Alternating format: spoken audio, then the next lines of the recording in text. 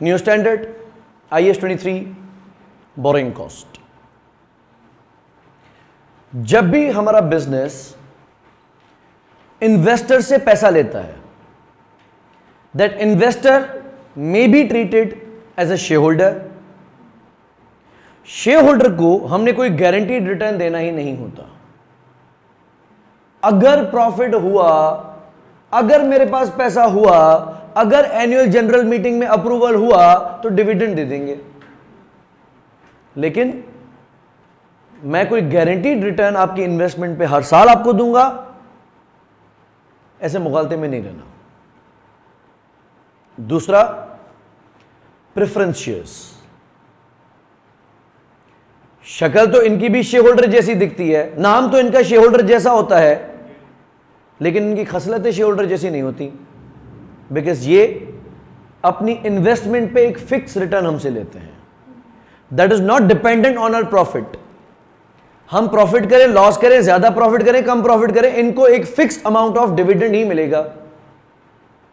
तो यूं देखा जाए इनकी शक्ल डेट होल्डर जैसी है और नाम शेयर होल्डर जैसा है क्या ये बेसिकली? क्या हम प्रेफरेंस शेयर होल्डर से हासिल होने वाले पैसों को इक्विटी मानते हैं या लायबिलिटी?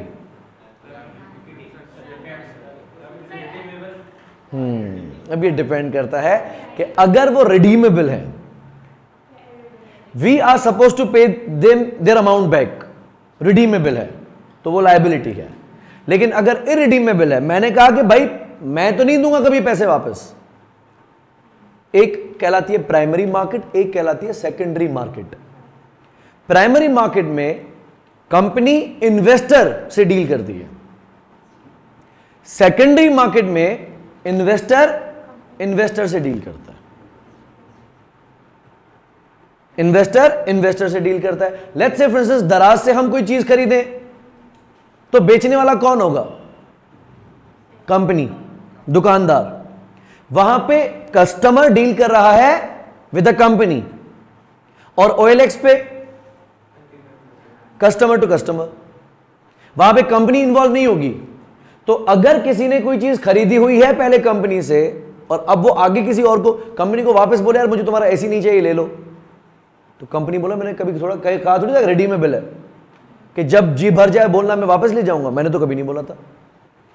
अगर कंपनी शेयर्स इशू करती है, ऑर्डनरी शेयर्स, कंपनी बोलती है खरीदना चाहते हो ले खरीद दो, लेकिन ये कभी भी शेयर्स मुझे वापस नहीं देना, मैं नहीं लूंगा शेयर वापस, तो आप बोलोगे यार मुझे कभी पैसों की जरूरत पड़ जाए फिर, तो आप क्या करेंगे? किसी दूसरे इन्वेस्टर को फंसाएंगे कि यार तुम ले लो उस कंपनी के शेयर्स।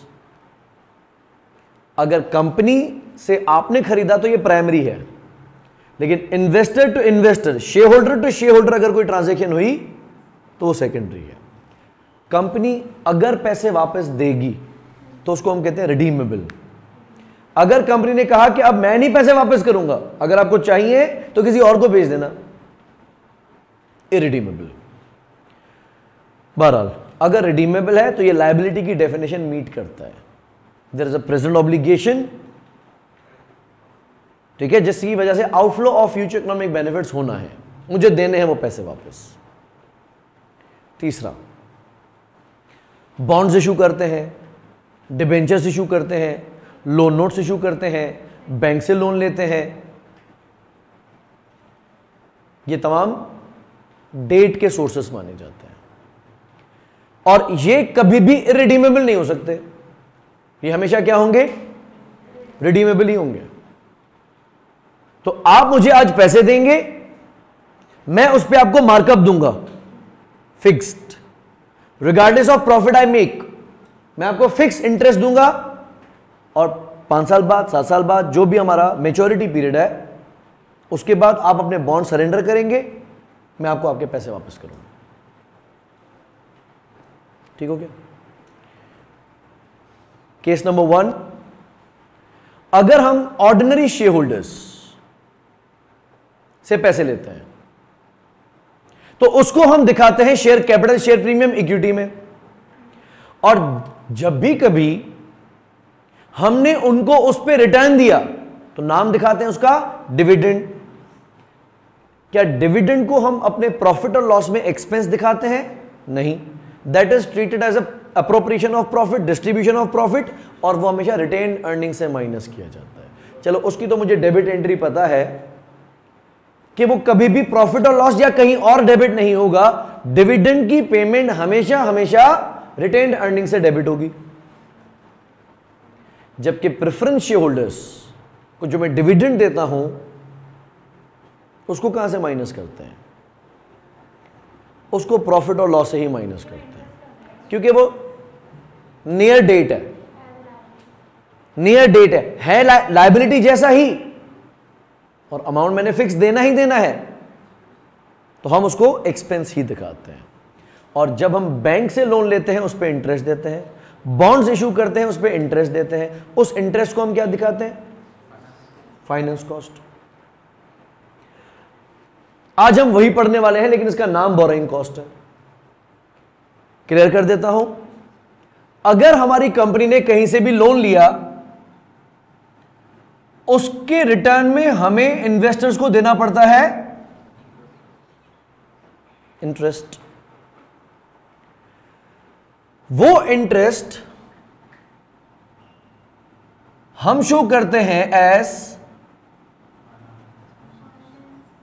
फाइनेंस कॉस्ट, और ये कहां जाता है? सीधा सीधा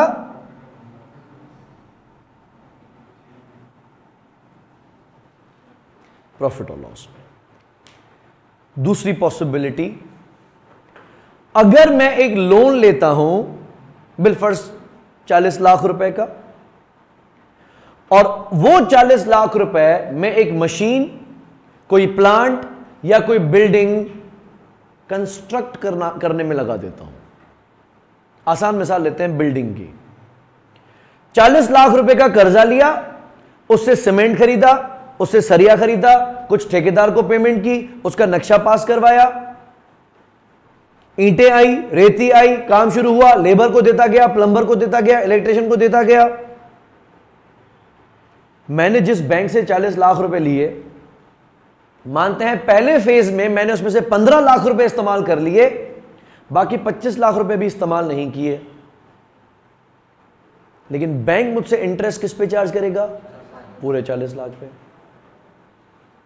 दूसरे फेज में मानते हैं राफ्ट बन गया, या कुछ दीवारें खड़ी कर दी, या पहली छत हमने डाल दी। दूसरे फेज में फिर मैंने 10 लाख रुपए इस्तेमाल किए, अब 25 लाख जेरे इस्तेमाल है, 15 लाख इस्तेमाल में नहीं हुए, लेकिन बैंक मुझसे इंटरेस्ट किस पे लेगा? पूरे 40 लाख पे। यूं तीसरे फेज में मैं मजीद सीमेंट ले लेता हूं, ठेकेदार को मजीद पेमेंट्स कर देता हूं। इस पूरे दौरानिए में मुझे लग जाता है 1.5 साल, और 1.5 साल में मेरी बिल्डिंग बन तैयार हो जाती है। अगर इंटरेस्ट मैंने लिया 10% के हिसाब से लोन लिया, तो 40 लाख का 10% 4 लाख, 1 साल का, 1.5 साल का कितना बनेगा? 6 लाख, और मेरी बिल्डिंग हो गई तैयार। Now this is ready for use. मैंने बैंक को इंटरेस्ट तो दे दिया 6 लाख, लेकिन अभी तक उसका फायदा मैंने लिया नहीं था 1.5 साल तक। 1.5 साल तक वो पैसे इस्तेमाल कहां हो रहे थे? बिल्डिंग की कंस्ट्रक्शन में। IAS 23 अप्लाई होगा। वो कहता है कि अगर आपने कोई कर्जे का अमाउंट, अगर आपने कोई लोन का अमाउंट किसी एसेट की कंस्ट्रक्शन में इस्तेमाल किया है, अगर आपने लोन का अमाउंट किसी एसेट की कंस्ट्रक्शन, परचेज में नहीं, एक्विजिशन में नहीं, कंस्ट्रक्शन में, कंस्ट्रक्शन में इस्तेमाल किया है, तो उस लोन का इंटरेस्ट प्रॉफिट और लॉस में नहीं जाएगा, बल्कि उस एसेट की कॉस्ट में जाएगा। ऐसी कॉस्ट को हम कहते हैं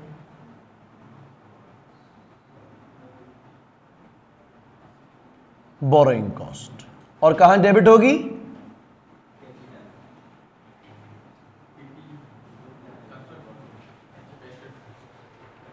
if that was an asset to be used for business use, तो पीपीई में। If the building that you were constructing was for investment purposes, rental income, capital appreciation, both, तो investment property में।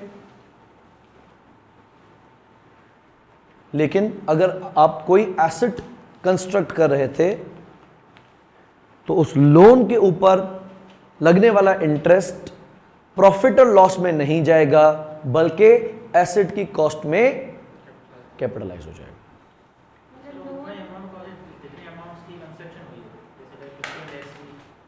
Interest, मैं 40 लाख की बात ही नहीं कर रहा।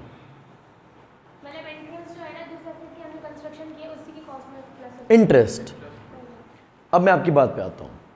आपने 40 लाख में से सीमेंट खरीदा जो कि डायरेक्ट मटेरियल है,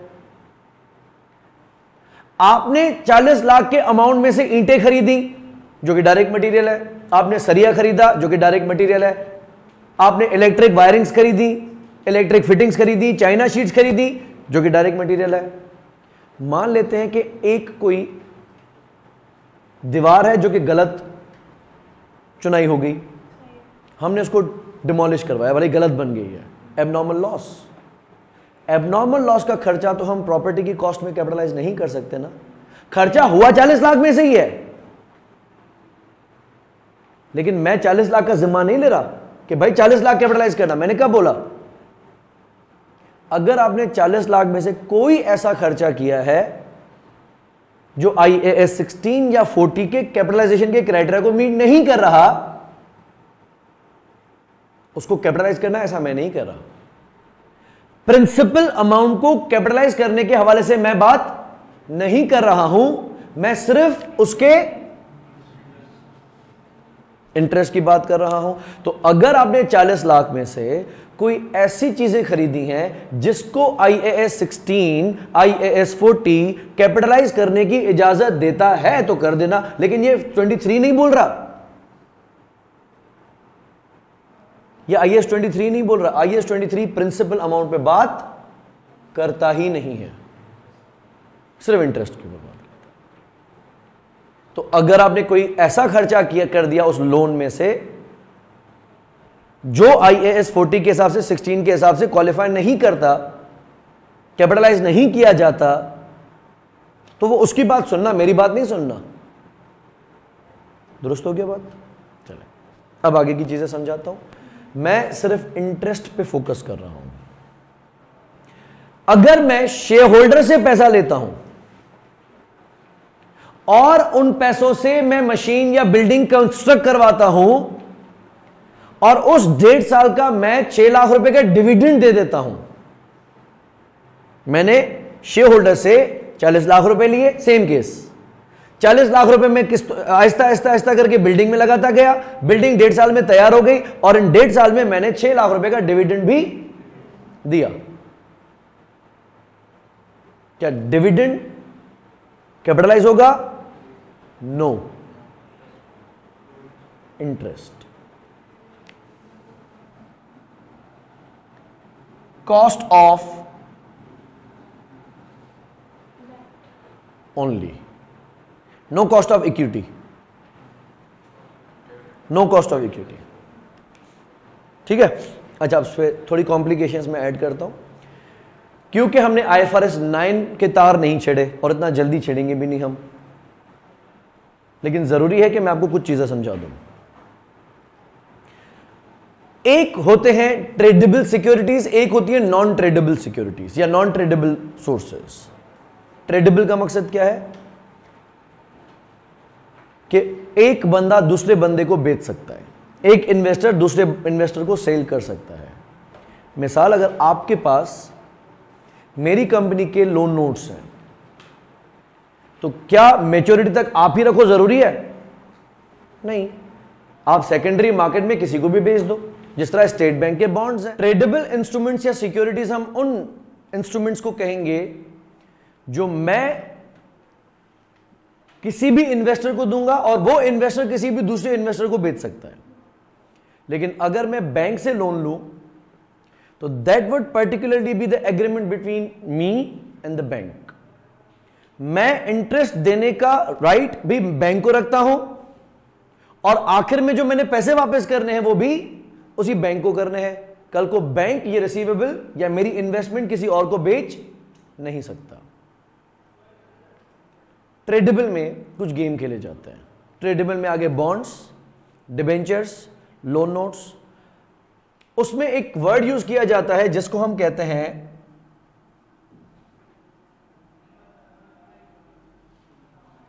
पार वैल्यू। पढ़िए ना, शेयर्स की पार वैल्यू होती है, जिसको हम कहते हैं नॉमिनल वैल्यू, जिसको हम कहते हैं फेस वैल्यू, जिसको हम कहते हैं लीगल वैल्यू। लेकिन $1 वाला शेयर $1 में बिके ऐसा जरूरी? सिर्फ लिखा जाता है कि इसकी नॉमिनल वैल्यू $1 है। उसी तरीके से किसी भी बॉन्ड के ऊपर एक वैल्यू तय करवाई जाती है जिसको हम कहते हैं legal value, face value, nominal value या फिर पार वैल्यू। यूजुअली हमारे क्वेश्चंस के अंदर ये $100 होती है, यानी एक बॉन्ड $100 की पार वैल्यू का होगा। दूसरी होती है इश्यू वैल्यू।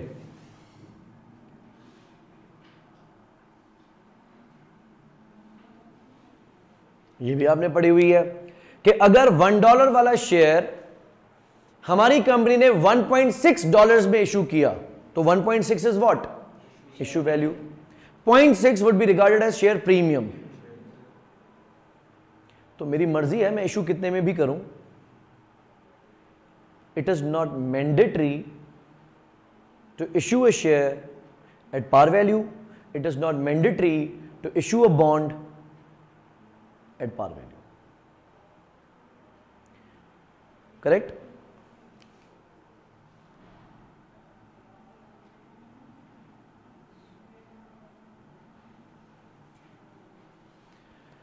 शेयर्स में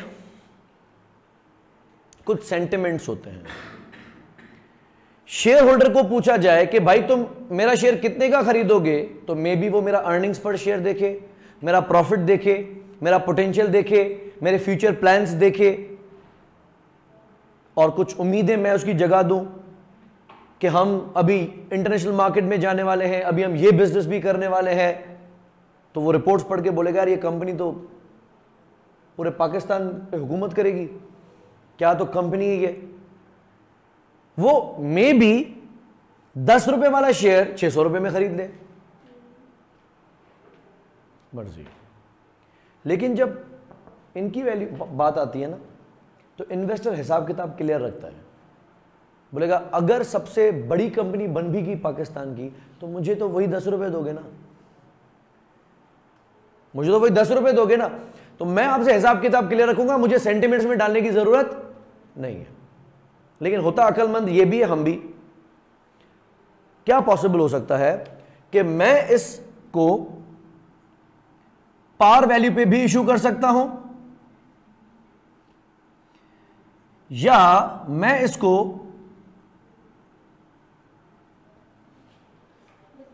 डिस्काउंट पे भी इशू कर सकता हूं। मिसाल उसको कहूंगा कि यार है $100 का बॉन्ड, तुम्हारे लिए 10% डिस्काउंट पे, तुम ₹90 दे दो।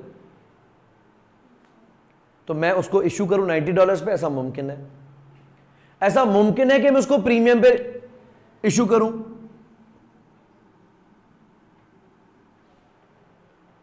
है 100 वाला, मैं 105 में दे रहा हूं। अगर आपने कोई अनरियलिस्टिक वैल्यू रखी ना, इन्वेस्टर सेंटिमेंट्स में नहीं आएगा, वो सब्सक्राइब ही नहीं करेगा। अगर आपने कोई अनरियलिस्टिक वैल्यू रखी जो इन्वेस्टर को जस्टिफाइबल नहीं लगती, वो सब्सक्राइब ही नहीं करेगा, वो आपका बॉन्ड्स खरीदेगा ही नहीं। मिसाल मैं अगर कह रहा हूं कि मैं $105 में दे रहा हूं, इन्वेस्टर की कुछ कैलकुलेशन है, मैं आपको थोड़ी देर में सिखाता हूं। वो कैलकुलेशन करके बोलेगा यार 105 पे तो एनपीवी नेगेटिव है इसकी, एनपीवी तो याद है ना, एनपीवी नेगेटिव, मैं नहीं खरीद रहा।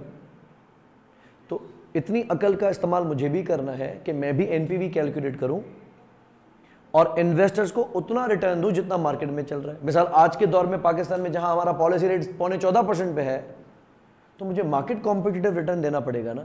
अभी इस दौर में अगर मैं 5-6% वाली सिक्योरिटीज इशू करूंगा, कोई नहीं खरीदेगा, कोई सब्सक्राइब ही नहीं करेगा। तो हमारे कल जो ट्रेजरी बिल्स ऑक्शन हुए हैं वो करीबन जाके 16% पे हुए हैं, देना पड़ेगा आपको एक्स्ट्रा रिटर्न। अगर ज्यादा रिटर्न नहीं दोगे इन्वेस्टर नहीं सब्सक्राइब करेगा। कहानी समझाता हूं आगे की। पार वैल्यू समझ में आ गई, इश्यू वैल्यू समझ में आ गई। इश्यू वैल्यू कोई भी हो सकती है, पार पे भी हो सकती है, उससे कम भी हो सकती है, उससे ज्यादा भी हो सकती है।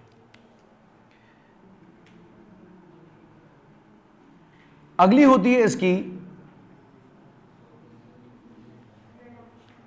Redemption value. What does redemption value mean? जिस वैल्यू पे ये बॉन्ड रिडीम होगा। इन्वेस्टर को मैं कहता हूं कि आज 100 रुपए दे दो, मैं 5 साल तक तुम्हें इंटरेस्ट दूंगा और 5वें साल के आखिर में आप मुझसे $110 ले लेना। तो $10 एक्स्ट्रा करके दे रहा हूं। 110 क्या कहलाएगा? Redemption value. Redemption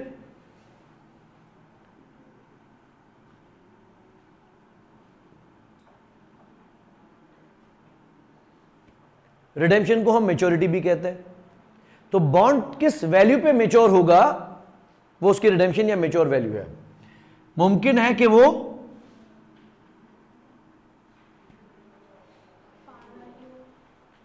par value पे ही हो। भाई 100 रुपए दो, इंटरेस्ट लो, 100 रुपए वापस। ऐसा मुमकिन है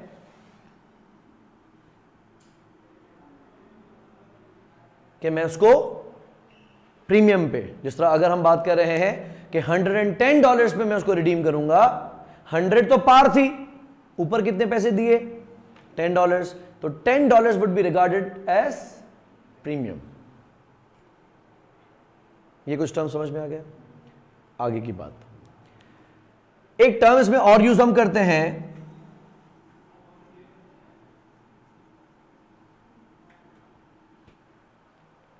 coupon interest. Coupon interest, coupon interest का मकसद वो कंपाउंड होता है। ये होता है interest on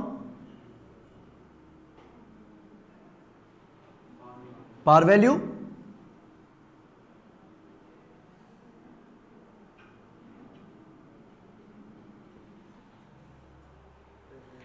paid regularly.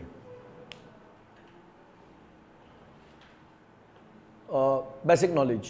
What is difference between simple interest and compound interest? Interest पे अगर इंटरेस्ट मिलेगा कंपाउंड, और अगर पार पे लगेगा, ऐसा क्यों होता है? अगर मैं इन्वेस्टर को अलाउ करता हूं कि जितना रिटर्न तुम्हारा जमा हो वो लेके जाओ, अगर आपने मुझे 10 लाख रुपए दिए हैं, मैं हर साल उस पर आपको 10% दूंगा। 10 लाख का 10% लाख रुपए, पहले साल के आखिर में चाहो तो ले जाओ। और इन्वेस्टर कहता ठीक है दे दो, ले गया। अब मेरे पास कितने पैसे हुए उसके? वापस 10 लाख। अब मैं उसको इंटरेस्ट किस पे दूंगा? वही 10 लाख पे। फिर उसको कहता हूं भाई लाख रुपए अपने लेके जाओ, वो कहता हाँ आ रहा हूं। महीना नहीं आता, 45 दिन नहीं आता, मैं उसको बावजूद उसके इंटरेस्ट किस पे दूंगा? 10 लाख पे, क्योंकि वो तो मैं साइड करके रखे, मैं तो करंट अकाउंट में डाल दिया, मैं इसको लॉन्ग टर्म में यूज नहीं कर सकता।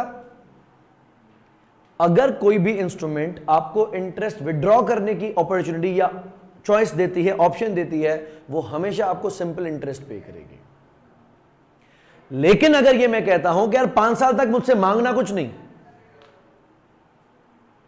इंटरेस्ट मैं आपको दे रहा हूं लेकिन लेना नहीं, तो 10 लाख का 10% हुआ 1 लाख, लेकिन वो 1 लाख रुपए आप विड्रॉ नहीं कर सकते। अब आपके हो गए 11 लाख रुपए मेरे पास। अब मैं 11 लाख का 10% दूंगा, 1,10,000 रुपए, लेकिन आप मुझसे लेके जा नहीं सकते। अब आपके हो गए 12,10,000 रुपए मेरे पास, उसका 10% 1,21,000 रुपए दूंगा नहीं, रख रहा हूं। इसको हम कहते हैं कंपाउंड। ये वाला क्या है? ये अप्लाई हमेशा किस पे होगा? अगर बॉन्ड की वैल्यू है $100 और मैंने इश्यू किया है $90 पे,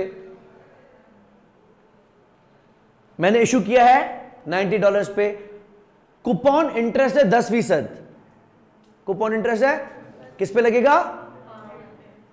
100 पे, इश्यू वैल्यू पे नहीं, इश्यू वैल्यू पे नहीं लगेगा, 100 पे। ये फिक्स कर लो कि ये हमेशा अप्लाई किया जाएगा ऑन पार वैल्यू, भले इश्यू वैल्यू 100 से कम हो, ज्यादा हो, कुछ भी हो, हमने इश्यू वैल्यू को आंख उठा के देखना भी नहीं है। अव्वल ये लगेगा किस पे? पार पे। दूसरा, ये हमेशा रेगुलरली पे, और जो इंटरेस्ट रेगुलरली पे किया जाता है उसको हम क्या कहते हैं?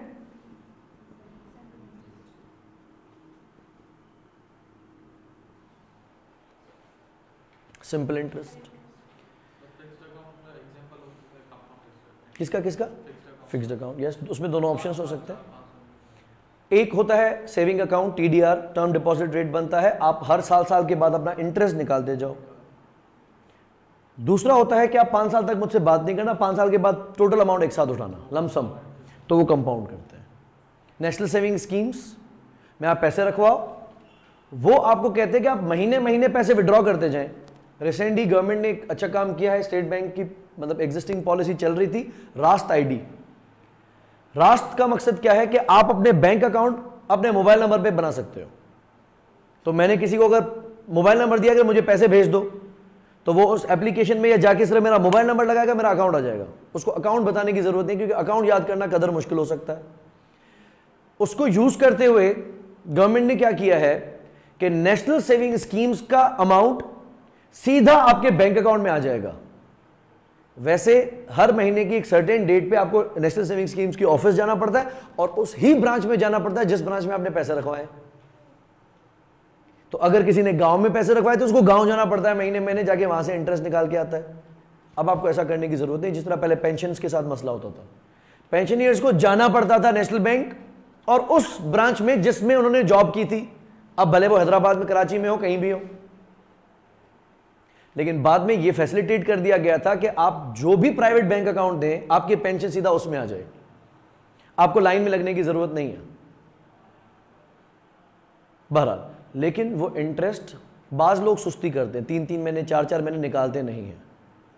नहीं भी निकालेंगे तो उसका ऐसा कोई फायदा नहीं होगा। उनको इंटरेस्ट उसी सर्टिफिकेट में मिलेगा जो उन्होंने बनवाया है। जो पैसे उन्होंने क्लेम नहीं किए उस पर उनको कोई इंटरेस्ट, इसको हमने कहा कूपन इंटरेस्ट, सिंपल इंटरेस्ट।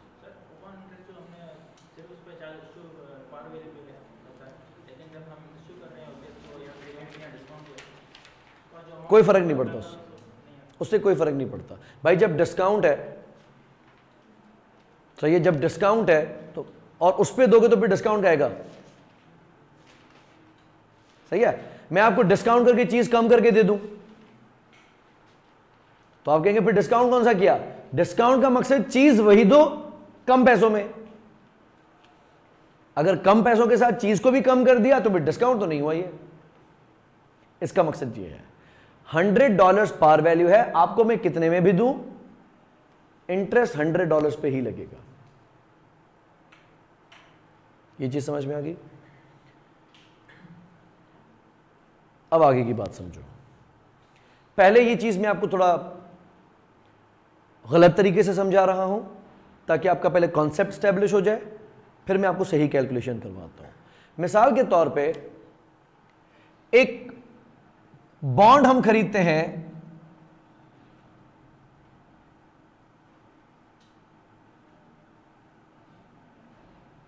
$100 पे।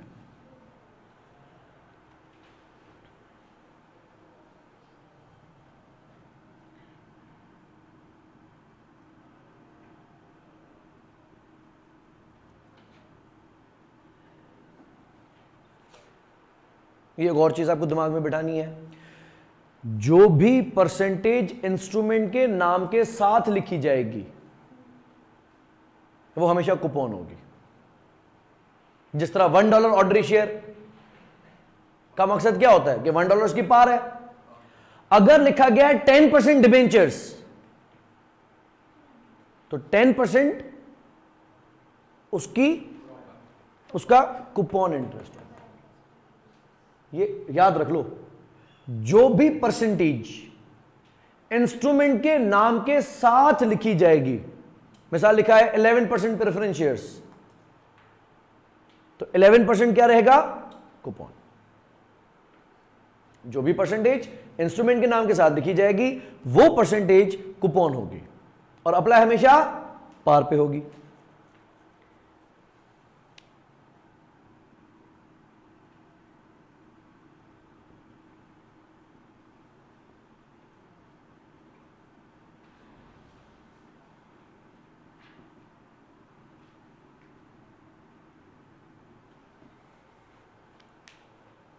redeemable at $10 premium after 5 years। Okay, मेरा मसला समझिएगा। अगर मैंने ये बॉन्ड इशू किया है, मिसाल के तौर पे एक ही बॉन्ड की मिसाल हम ले रहे हैं, आज मैं डेबिट करूंगा कैश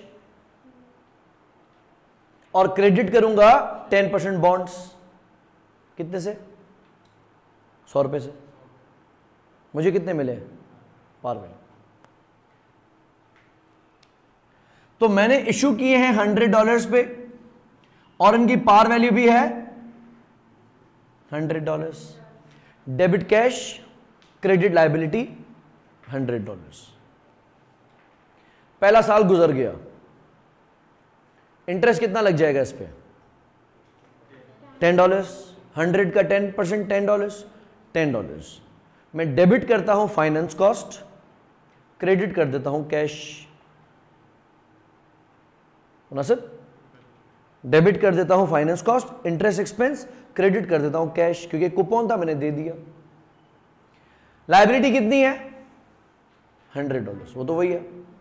दूसरा साल फिर इंटरेस्ट, सर उठा के आ जाते हैं कि भाई दूसरा साल हो गया, जाऊं निकल यहां से। $10 का इंटरेस्ट एक्सपेंस, क्रेडिट $10 का कैश, लायबिलिटी कितने पे खड़ी है?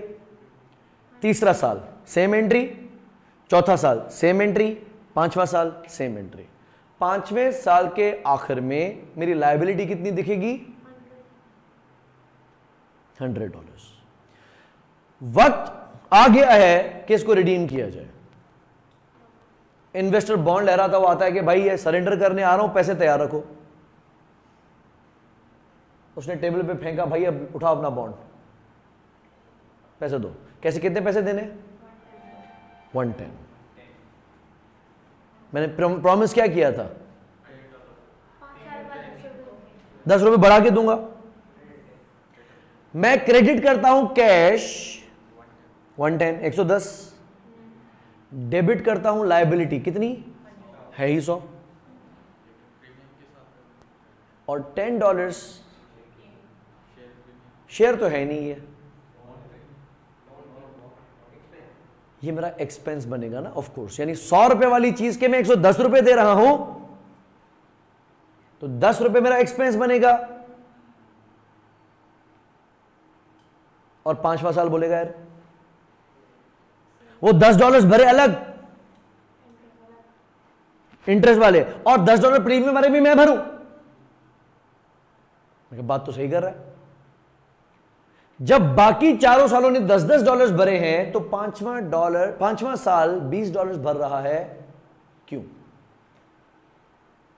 उठाएंगे मैचिंग कॉन्सेप्ट को, भाई जागो, तुम यहां पे सो रहे हो, यहां पे तुम्हारी धज्जियां उड़ रही हैं। अकाउंटिंग मैचिंग कॉन्सेप्ट के बगैर हो, ऐसा हो नहीं सकता, तो भाई कुछ कर। मैचिंग कॉन्सेप्ट जो गलत तरीका मैं आपको बोल रहा था, हम क्या करेंगे, ये जो $10 का प्रीमियम है, ये भी तो हमारा खर्चा है ना।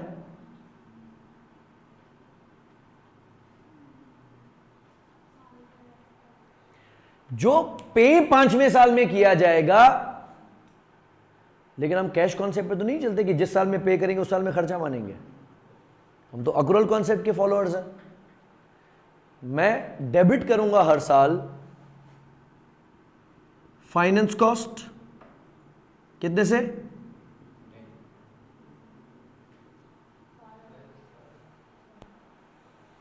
ये जो $10 हैं, इनको भी मैं 5 सालों में डिवाइड कर दूंगा। तो मैं पहले साल में डेबिट करूंगा फाइनेंस कॉस्ट $10, क्रेडिट करेंगे कैश कितनी दे रहे हैं, और क्रेडिट करेंगे लायबिलिटी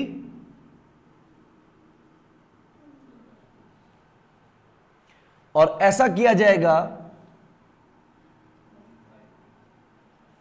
पहले साल में, दूसरे साल में, तीसरे साल में, चौथे साल में और पांचवें साल में। जो हर एक साल को मैंने $12 की फाइनेंस कॉस्ट दी और $2 जो इन्वेस्टर को दिया नहीं, मैं जमा करता गया कि भाई आपको जो $10 मैं आखिर में दूंगा वो 5 सालों की वजह से है। तो मैं क्या कर रहा हूं, हर साल $2 अपनी लायबिलिटी में बढ़ाता जा रहा हूं। 5वें साल के आखिर में मेरे ऊपर लायबिलिटी कितनी होगी, 110। $100 पहले दिन थी और 5 साल में $2 बढ़ाए तो 110। अब जब बॉन्ड फेंकता है मेरी टेबल पे, ना पैसे निकाल, शराफत चलो बदतमीजी क्यों कर रहे लो, $110 को दे दिए मैंने, तो डेबिट कर दी लायबिलिटी 110 से, क्रेडिट कर दिया कैश 110 से, और 5वां साल आप लोगों की तरह मुस्कुरा रहा था, क्या बच गया। मैचिंग कॉन्सेप्ट ने इज्जत बचा ली, लेकिन यह तरीका गलत था। सही तरीका क्या होना चाहिए,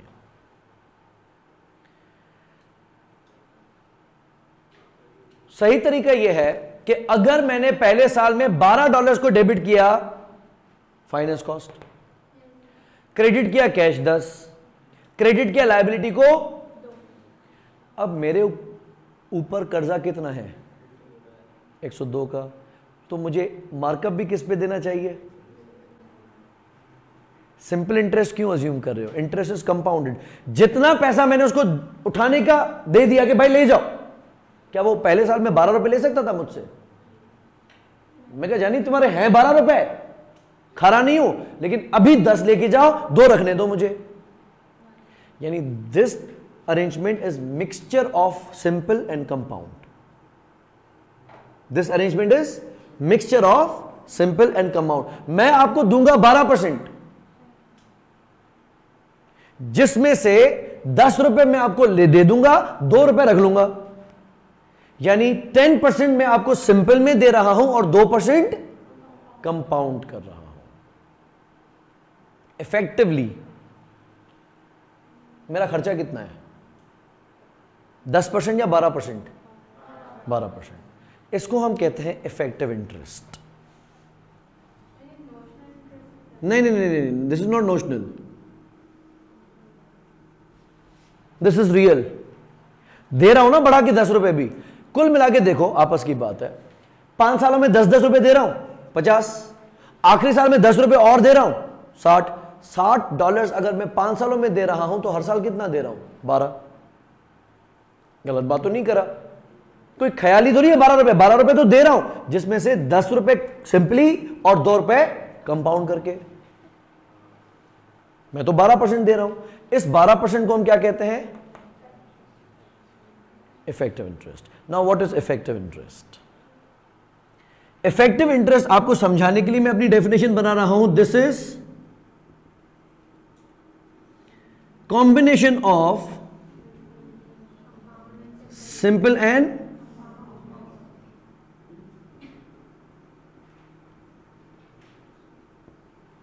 कंपाउंड इंटरेस्ट। ऐसा क्यों कर रहा हूं? टू इंश्योर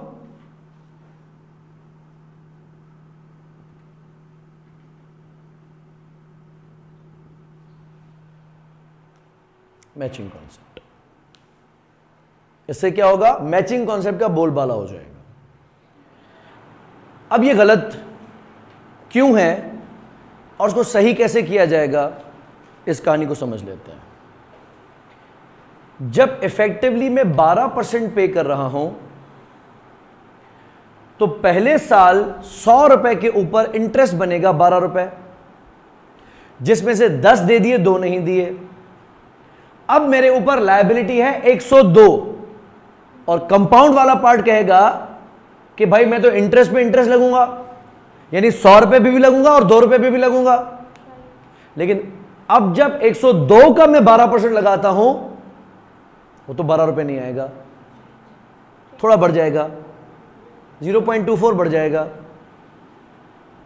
सही है। 2 रुपए पे अगर 12% लगाएंगे तो 0.24 बढ़ जाएगा, यानी अब मेरा इंटरेस्ट आएगा 12.24। उसमें से दूंगा वही 10 रुपए, 2.24 नहीं दूंगा। अब मेरी लायबिलिटी 104 नहीं 104.24 होगी। जो तीसरे साल का इंटरेस्ट है वो बोलेगा कि भाई मैं तो कंपाउंड हूं, मैं तो इंटरेस्ट पे इंटरेस्ट लगता हूं, अब मैं 104.24 पे 12% लगाऊंगा, ना कि 100 रुपए के ऊपर। तो ये बात तो समझ में आ गई कि इसमें गलती क्या है। गलती इसमें यह है कि हम इफेक्टिव इंटरेस्ट को सिंपल मान रहे हैं, जबकि ये इतना सीधा भी नहीं है। अब इसका हल देख लेते हैं। ईयर 0, आज की वैल्यू है 100 रुपए, बॉन्ड कितने का? 100 रुपए का। फिर पहले से लेकर 5वें साल तक हर साल कितना देगा? 10। और 5वें साल में कितना देगा? करेक्ट है, आपकी बात सही है, 20। तो 5 को मैंने 2 बार गिन लिया। अगर मैं इसको 1 to 4 करूं और यहां पे 120 करूं तो बात गलत नहीं होगी। 5वें साल में मैं 10 रुपए इंटरेस्ट की दूंगा अलग और 10 रुपए प्रीमियम की दूंगा अलग। अब ये देखना है कि इसकी एनपीवी पॉजिटिव है या नेगेटिव है। तो आपने F2 के अंदर पढ़ा था हाउ टू कैलकुलेट IRR, आपसे कैलकुलेट नहीं करवाएगा। F7 के अंदर, FR के अंदर IRR की कैलकुलेशन नहीं है, लेकिन क्योंकि आपको ब्रॉड फॉरवर्ड नॉलेज में है तो थोड़ा सा मैं इस्तेमाल करके कॉन्सेप्ट को बिल्कुल धोके साफ कर लेता हूं, बिल्कुल क्लियर हो जाए, हम परेशान ना रहे कि इफेक्टिव इंटरेस्ट किस बला का नाम है। मिसाल के तौर पे मैंने इस पे इंटरेस्ट लगा के देखा 12%, और मैं ये देखना चाह रहा हूं कि 12% पे एनपीवी पॉजिटिव आ रही है नेगेटिव आ रही है। ठीक है, आज का 1 रुपया तो 1 रुपया है, तो प्रेजेंट वैल्यू भी बन गई 100। 5 साल 12% का एन्युटी फैक्टर बताओ। 5 साल 12% का एन्युटी फैक्टर बताओ। It's 1 minus 1 plus i power minus n whole divided by i. यहां पे i is 0.12, so 1 minus 1.12 power minus 5 whole divided by 0.12 minus 5 whole divide by 0.12 not 1.12, 3.604। ये एन्युटी फैक्टर आ गया 3.604 और ये बन गया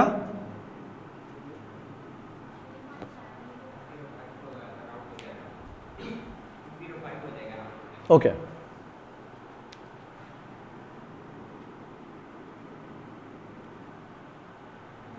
एंड 110 सिंस मुझे हर साल नहीं मिलने, सिर्फ एक बार मिलने हैं, और कोई कैश फ्लो अगर पर्टिकुलर ईयर में आता है तो उसको हम डिस्काउंट फैक्टर लगाते हैं, एन्युटी नहीं लगाते। 12% 5 साल का discount factor please.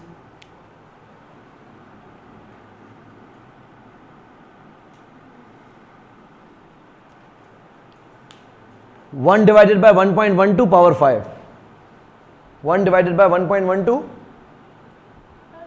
Power 5, sorry 1 minus क्यों किया आगे? ये ऊपर 1 माइनस आएगा, 0.56 मल्टीप्लाई करें 110 से 62.42। Let's calculate NPV. 98.47 यानी 1.53 नेगेटिव में।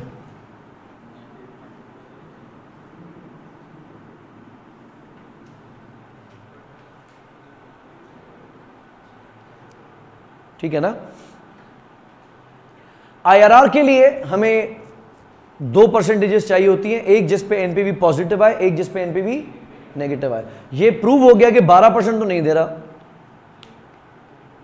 क्यों नहीं दे रहा? क्योंकि 12% के हिसाब से अगर मैं कंपाउंडिंग करता ना तो 10 रुपए पे ब्रेक नहीं लगना था, 110 से कहानी आगे चली जाती।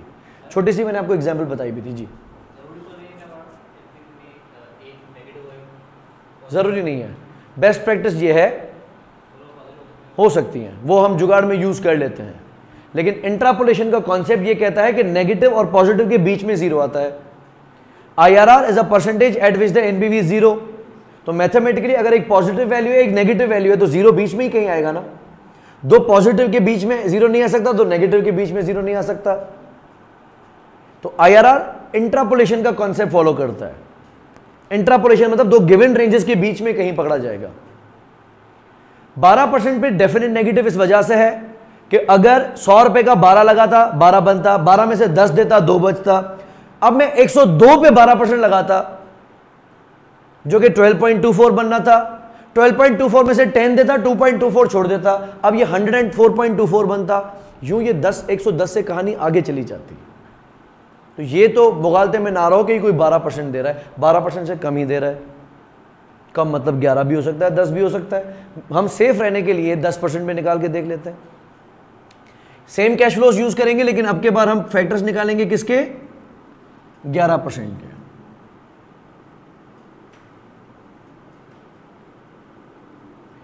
एन्युटी फैक्टर 11% 5 साल नहीं, क्योंकि वो है कांस्टेंट कैश फ्लोज है 1 to 5। 3.696 मल्टीप्लाइड बाय 10 कर दें तो 36.96। 11% 5वां साल डिस्काउंट फैक्टर।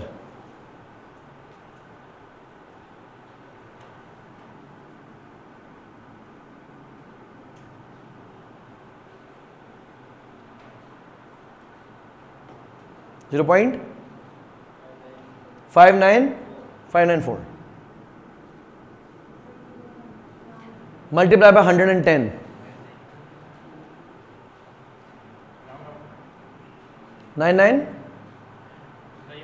594 ठीक है, मल्टीप्लाई बाय 110 करें 62.04 एनपीवी।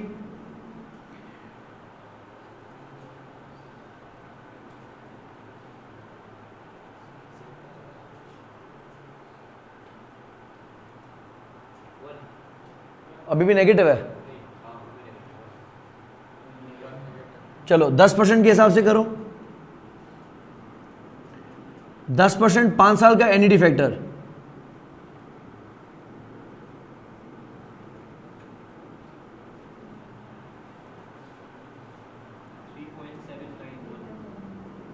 ठीक है, एंड 10% 5वां साल डिस्काउंट फैक्टर बनता है 0.621 मल्टीप्लाई बाय 110। 68.21 ठीक है।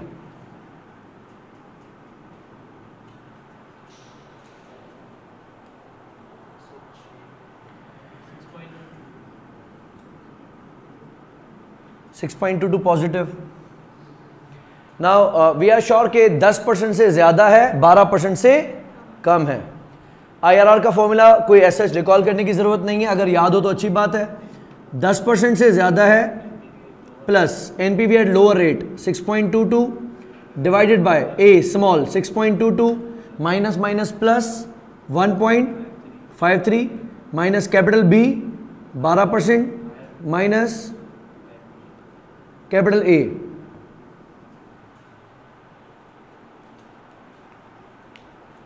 कैलकुलेटर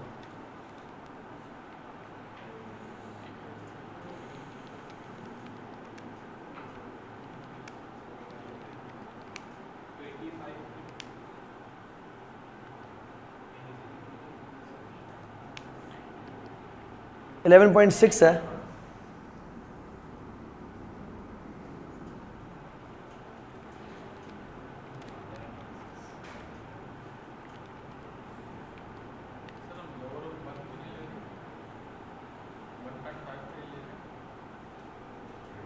हाँ 1.53 लिया ना, नहीं, वो है NPV at low rate. Low rate तो 10% है ना।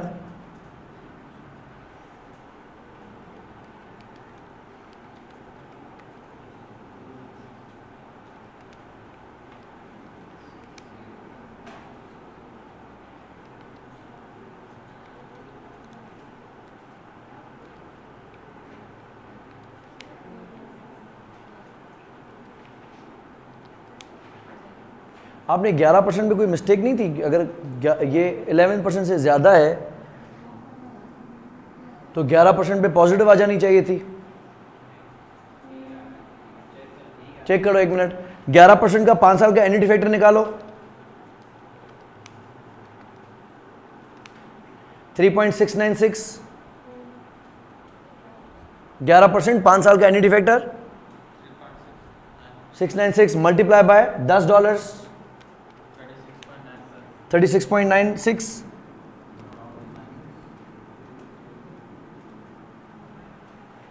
सही है। और 11% का discount factor 0.593 multiply by 110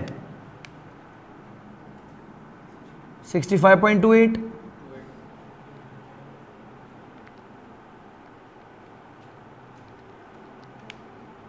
$102 minus 100 2.24।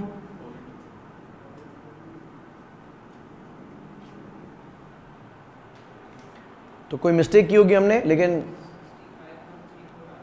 65.28 आ रहा है। खैर है, 35 भी आया तो भी प्लस ही जाएगा और $2 पॉजिटिव है। Fair. So IRR could fall between 11% and 12%। या कोई मसला नहीं, हमने 10 और 12 के बीच में निकाला है। मैंने सिर्फ इसलिए कहा क्योंकि IRR हमारा 11% से ज्यादा है, तो 11% पे NPV पॉजिटिव आनी चाहिए थी। तो उस कंफ्यूजन को ठीक करने के लिए मैंने एहतियातन करके देख लिया। अच्छा, नाउ दिस 11.6% इज माय, तो यूं समझ लें कि इफेक्टिव इंटरेस्ट बेसिकली क्या है? IRR। अब मेरी आगे की कहानी समझ लें, मैं इसको प्रूव करके दिखाता हूं। मेरे ऊपर लोन कितना है? $100 का। ये रहा $100। मैं इस पे इंटरेस्ट इफेक्टिवली कितना दे रहा हूं? 11.6%। तो मैं प्रॉफिट लॉस में भेजूंगा 11.6%। यानी मेरे ऊपर वाजिब होते हैं 11.6, जिसमें से मैं आपको दूंगा कितने?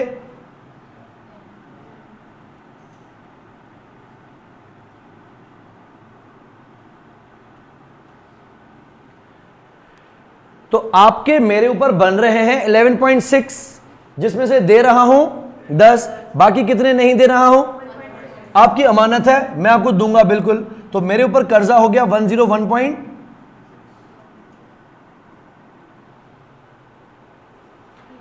पहले साल। प्रॉफिट और लॉस में या फाइनेंस कॉस्ट में मैं डेबिट करूंगा 11.6, क्रेडिट करूंगा कैश $10 और क्रेडिट करूंगा लायबिलिटी बाय 1.6। इसके साथ ही मेरे 100 रुपए वाली लायबिलिटी बढ़ के 101.6 पे आ जाएगी। दूसरा साल, अब मेरे ऊपर कर्जा है 101.6 का, और ये तो इफेक्टिव वाला पार्ट है, ये तो कंपाउंड होने वाला पार्ट है। अब मैं लगाऊंगा 101.6 पे 11.6%। 1 नहीं, इसका 11%।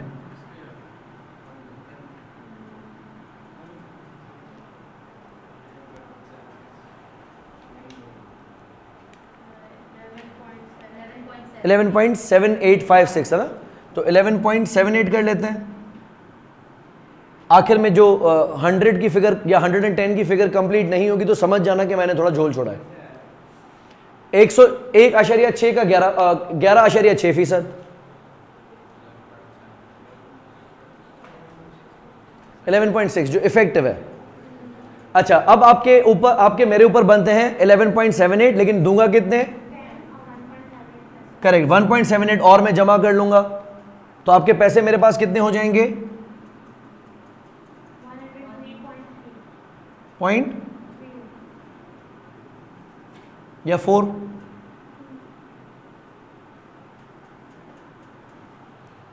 तो दूसरे साल में मैं जो फाइनेंस कॉस्ट चार्ज करूंगा that would be 1.78 profit loss में क्रेडिट करेंगे कैश और 1.78 में अपनी लायबिलिटी में जोड़ दूंगा। याद रहे कंपाउंड का प्रिंसिपल चलेगा, सिंपल का प्रिंसिपल नहीं चलेगा। तीसरा साल, अब मेरे पास आपके हैं 103.40 पैसे, इस पे लगाओ 11.6%, 11.9944, 12, जिसमें से दूंगा कितने? 2 रुपए नहीं दूंगा।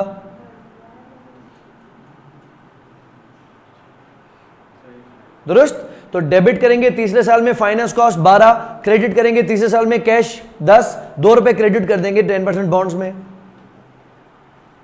अब मेरे पास आपके जमा हो चुके हैं 105.40 पैसे, इस पे लगेगा 11.6% जो इफेक्टिव है, 12.2, दूंगा कितने? 10, बाकी 2 रुपए और रख लूंगा अपने पास।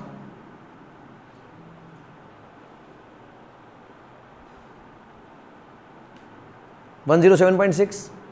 आखिरी साल आपके मेरे पास है 107.6, जिस पे लगेगा 11.6%, 12.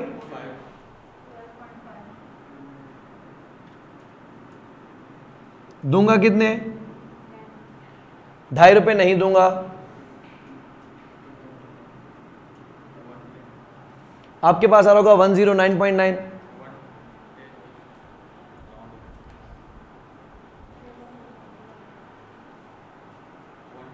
64 कहां से आ गया आपके पास? आप छठे साल का नहीं लगाना, बस खत्म हो गया, टाइम ओवर। 110.1 आ रहा है, चलो वो हमने वहां के राउंड अप में मारा था। अब बात समझ के हम कि हर साल मैं जो फाइनेंस कॉस्ट चार्ज करूंगा वो ये वाली करूंगा, कैश को ये वाला क्रेडिट करूंगा, जो डिफरेंस होगा वो लायबिलिटी में प्लस प्लस प्लस प्लस होता, मेरी लायबिलिटी एग्जैक्टली उस अमाउंट पे पहुंच जाएगी जितना अमाउंट मैंने देना है। ये कमाल किसने किया? Effective interest. एफआर के अंदर you will not be asked to calculate IRR, you will not be required to calculate effective interest, you will always be given। लेकिन साइंस पता है कि इफेक्टिव इंटरेस्ट बेसिकली IRR है, जिस पे एनपीवी हमेशा 0 आती है, जिस पे एनपीवी 0 आएगी तो इसको बराबरी कर छोड़ेगा। दुरुस्त? अच्छा, अब ये समझाने का मेरा मकसद क्या है?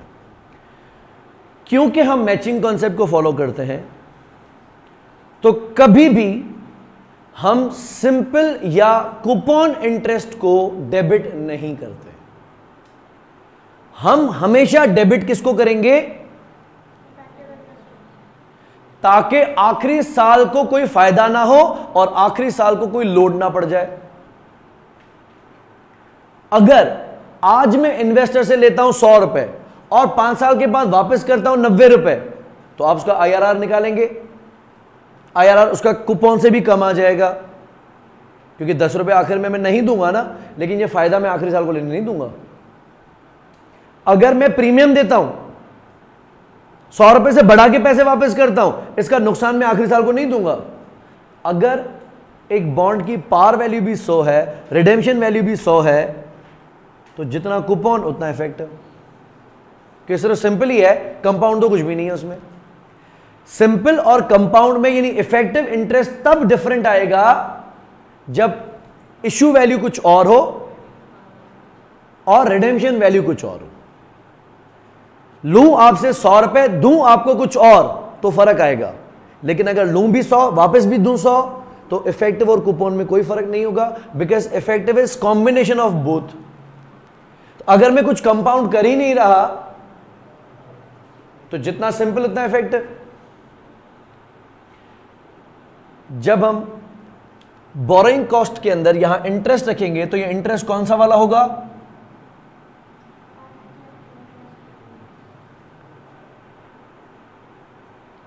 अगर मैंने बैंक से लोन लेके प्रॉपर्टी कंस्ट्रक्ट की है तो प्रॉपर्टी की वैल्यू में जो इंटरेस्ट कैपिटलाइज होगा वो कौन सा वाला होगा? इफेक्टिव वाला। और इफेक्टिव और कूपन में फर्क कब आ सकता है, ये कहानी मैंने आपको समझा दी है। ये कुछ बेसिक कैलकुलेशंस हैं जो डायरेक्टली IAS 23 से ताल्लुक तो नहीं रखती।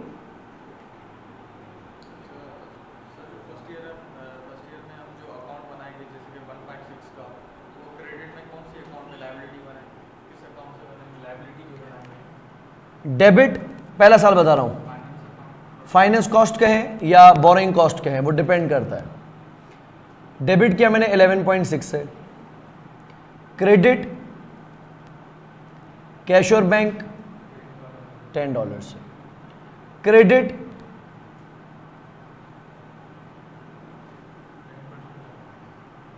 जो पहले दिन मैंने पैसे लिए थे उसको डेबिट किया था कैश में, क्रेडिट किया था 10% बॉन्ड में, उसी के अंदर ये 1.6 भी जोड़ दूंगा। कोई अलग से अकाउंट नहीं बनेगा उसी अकाउंट में, क्योंकि बॉन्ड ही है जो 110 का होकर रिडीम होने वाला है। और गुड, आज के लिए इतना ही। इंशाल्लाह कल की क्लास में मुलाकात करते हैं। इनफैक्ट जो भी नेक्स्ट क्लास होगी, नेक्स्ट क्लास में मुलाकात करते हैं। 11.6 सब पे 11.6 ही तो चल रहा है, 12% तो मैंने किसी भी नहीं लगाया। इसका एक शॉर्टकट समझ लो, कैलकुलेटर उठाओ सब, ये वाली फिगर अपने कैलकुलेटर पे टाइप करो, ठीक है, और प्रेस कर दो इक्वल। कुछ भी नहीं हुआ। अब जब तक बोलूंगा नहीं इक्वल नहीं दबाना।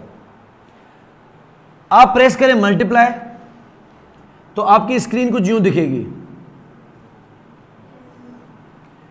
अभी इक्वल नहीं दबाना। 1 प्लस आई कितना है 11.6%, तो आप लिखो 1.116। अभी कुछ नहीं करना, इक्वल नहीं दबाना। 1.116 माइनस एहतियातन ब्रैकेट लगा के 10 लिख दो। ब्रैकेट नहीं भी लगाओगे तो चलेगा, ठीक है। अब आपकी स्क्रीन दिख रही है NS multiply by 1.116 minus bracket में 10 या खाली 10, मसला नहीं है। हो गया। अब दबाओ equal. Equal equal equal again and equal again. ये हमें हेल्प कब कर सकता है? मुमकिन तौर पे MCQs के अंदर वो हमसे पूछ सकता है कि इस तरह का बॉन्ड इशू किया गया है जिसका इफेक्टिव इंटरेस्ट इतना है, कूपन इंटरेस्ट इतना है। एज आई सेड के इफेक्टिव इंटरेस्ट आपसे कैलकुलेट नहीं करवाएगा, गिवन होगा और बोलेगा कि तीसरे साल के आखिर में लायबिलिटी कितने पे दिखेगी। अब 2 मार्क्स के लिए मैं बैठ के पूरी टेबल बनाऊं, इतना टाइम अपने पास नहीं है। तो हम क्या करेंगे, जो BD वैल्यू होगी, ओपनिंग वैल्यू होगी, वो रखेंगे और इक्वल दबा देंगे। ये इक्वल दबाना जरूरी है। फिर multiply by 1 plus effective interest minus coupon equal equal equal 3 बार दबाएंगे, आपके पास ऑप्शन आ जाएगा कि 3 साल के बाद बॉन्ड कितने पे दिखेगा।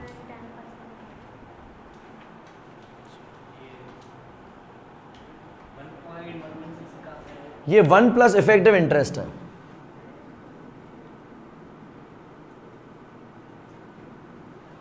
आपका इफेक्टिव इंटरेस्ट कितना है 11.6। अब इतना, अब तक जितनी हमने फाइनेंस पढ़ी है तो हम ये भी कह सकते हैं कि इसको 0.116 भी लिखा जा सकता है, सही है। तो 11.6 divided by 100 will be 0.116 plus 1। तो this is 1 plus I, 1 plus effective interest.